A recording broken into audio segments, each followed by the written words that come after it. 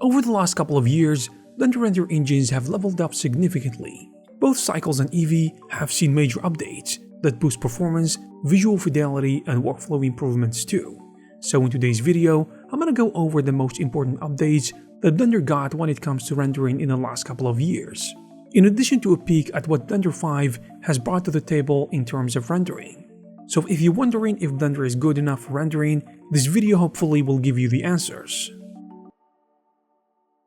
Talking about answers to serious problems, imagine there is a tool out there that can solve all your UV mapping needs, packing, stacking, UDIMs, and beyond. A tool that can do anything you want with precision and speed. Of course, I'm talking about Rhizome UV. If you don't know what Rhizome UV is, then you are really missing out. If you work in game development, architectural design, engineering, or simply as a 3D artist, then you need to add Rhizome to your arsenal. The tools and features that Rhizome offers are second to none, and it is already battle tested through a lot of favorite blockbuster video games and movies VFX. I know some of you might look at Rhizome and think it looks complicated, but it is actually really simple to use. Usually I load a model and set up some few seams, and Rhizome takes care of the rest. But it goes beyond that. Say you've got a mesh, and you want your textures to all follow in the same direction, like a brick wall or planks. Rhizome UV makes that effortless. From the packing panel attributes, you can simply pick Align UV to 3D and align to whichever direction that you want. This is genius.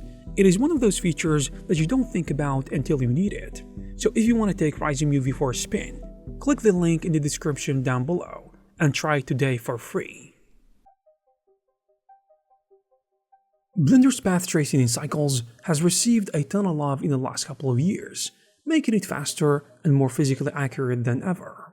First of all, Cycle introduced a new light trace system to efficiently handle scenes with many lights, reducing noise significantly in multi-light setups. This means cleaner renders when you have a lot of light sources. Cycles also got smarter about pathfinding, initially helping with indirect diffuse light, and by Blender 4.0, it was extended to guide glossy reflections as well. So in practice, this finds tricky lighting paths and cleans up noise in dark and glossy scenes.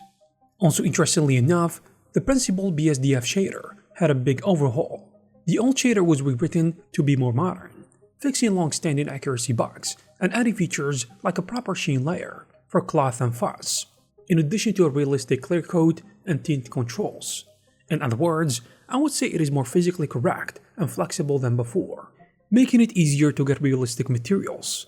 We also got a new hair shaded model for more realistic hair and fur, by the way. Now, I want to mention a much requested artistic feature which landed in Cycles, and it is called light linking and shadow linking too, not too long ago. This lets you control which objects a given light affects. It does not render fast, but it can hugely help in art directing lighting. For example, keeping a rim light only on your character and not on the background, or disabling a shadow on a specific object for a clean look. In addition, Cycles continue to support AI denoisers to clean up noise quickly. NVIDIA's optics in particular even gained support for open shading language, or OSL, on the GPU, meaning advanced shader setups that used to be CPU only can now run on NVIDIA GPUs.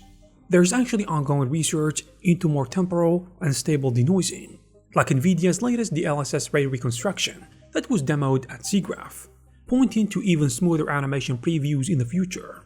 When it comes to performance and hardware, under-the-hood optimizations and broader hardware support actually made Cycles snappier for everyone. Blender devs completed the transition to a new Cycles X architecture, so rendering is much faster than a couple of years ago. On top of that, GPU rendering is truly cross-platform now. NVIDIA RTX cards use optics with ray cores, and AMD GPUs use HIP, and Intel's Arc GPUs are supported via one API. Even Apple's Metal backend got optimizations too, so Macs can see better performance when it comes to Cycles. This is actually a bit of an old news, but you get the point. Now, a small but important change for render output. In Blender 4, Blender devs swapped out the default Filmic View transform for a new AGX color transforms as the default tone mapping. AGX gives a more photorealistic response, I mean out of the box. This makes renders look punchier and more true to life by default, which artists have welcomed. Overall, Cycles in 2025 I think is a beast, compared to what it was before, but with Blender 5, things are getting even better. Blender 5.0 brings interesting improvements to rendering, both in the realism department and raw performance, which no one ever complained about.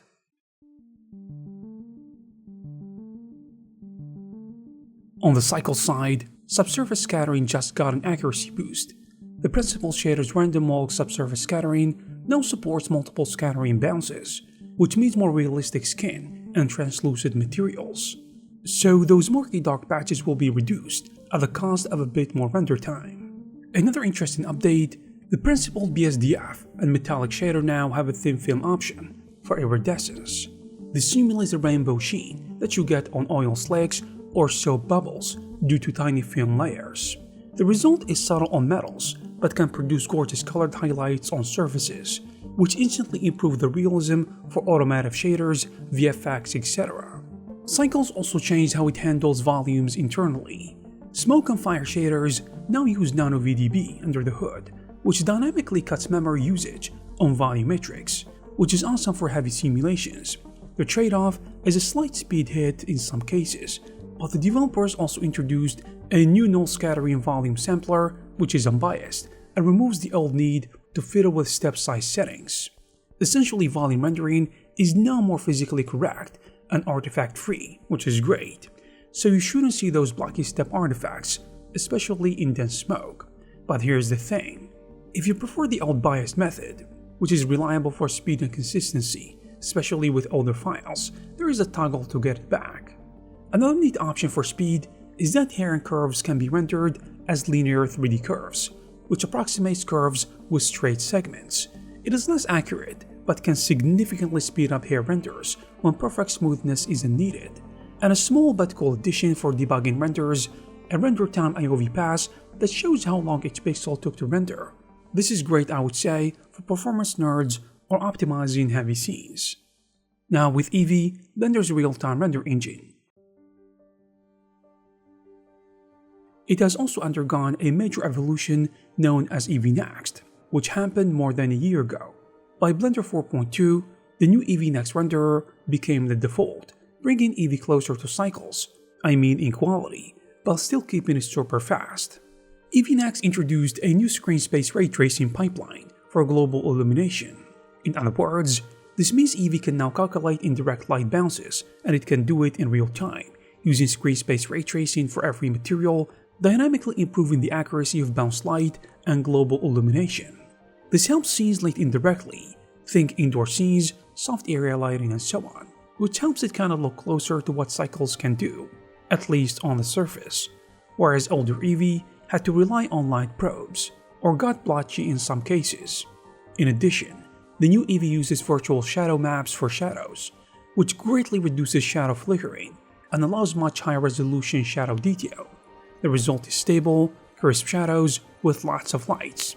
And speaking of lights, the old 128 light limit is gone, which means there is no fixed limit on light count now. So you can flood your scenes with light and Eevee can handle it, and lights even show up through reflective materials like glass, because previously lights behind glass wouldn't contribute. Interestingly enough, Eevee Next added support for effects that were once Cycles only. Motion blur is now partially supported in viewport, using a simplified method so fast-moving objects appear blurred. Depth of field was also optimized to be smoother. These effects make Eevee previews and renders feel more cinematic and closer to offline render quality, though for final renders, Cycles still has the edge in accuracy. And unlike the old Eevee, which couldn't deform geometry at render time, Eevee Next supports material displacement maps in real time. You can see tessellated bumps and terrain in the viewport now, which is huge for realism. In addition, a new thickness output in materials improves how subsurface scattering, translucency, and refractions are rendered, so things like skin, wax, or glass look more convincing in Eevee Next compared to what it was before. I also want to mention one big focus, which was temporal stability, meaning less flickering around noise from frame to frame in animations. Eevee Next employs velocity-aware temporal supersampling to reduce noise and aliasing. The net effect is that real-time viewport renders of animations are less prone to jitter and noise popping, which is great. So overall visual quality is just higher and more consistent, but some users are still reporting some lagging. The thing is, this is changing in Blender 5. In addition to all of this, Eevee settings and UI are refactored to mirror Cycles more closely, making it easier to switch engines without confusion. So the overhaul was significant enough that LCs might need mirror tweaks, but it has been worth it. In day-to-day use, Eevee now feels like a light version of Cycles. You got a lot from Cycles looks, with instant feedback, which is great for look dev and previews. So as you can see, Eevee in 2025 and beyond is way more powerful compared to Eevee from a couple of years ago. But the good news is that in Blender 5, the developers finalized the transition to the new Eevee, replacing the Eevee Next preview from 4.x, and it now fully runs on the Vulkan backend. So as you can see, Eevee now supports HDR and wide gamut displays on Windows and Linux when using Vulkan. So if you have an HDR monitor, you can get proper high dynamic range viewport feedback, which is huge, especially for color accurate work. The viewport matte caps got an overhaul too. Blender added new matte caps and updated others to include a specular light layer. This means when you use matte cap shading, you will see a nice specular highlight on objects, making the shape and materials read better, especially on dark surfaces. Eevee's lighting got a tiny fix for hair curves too, which is an internal shadow bias to reduce self-shadowing glitches on hair strands. I also want to mention one more advanced viewport feature, which is view layer overrides, because it is now supported in Eevee. This means you can override materials, samples per view layer, similar to Cycles, which is super useful for compositing different passes, like clay render override, etc. All these improvements make Eevee more capable, especially for look dev and even final rendering. And of course, Cycles and Eevee both drop support for really old GPUs. Blender 5 now needs at least a GPU with CUDA Compute 5.0, roughly a GeForce 900 series or newer for GPU rendering. On a side note, Blender 5 has indie support for Intel Macs, focusing on Apple Silicon going forward, so Mac users, you will need to be on an M1 or an M2 chip for this version and future versions. And there you have it guys. If you like this video, please give it a thumbs up. Also please subscribe to this channel to receive more videos like this. Thank you very much for watching, and I will see you in the next one.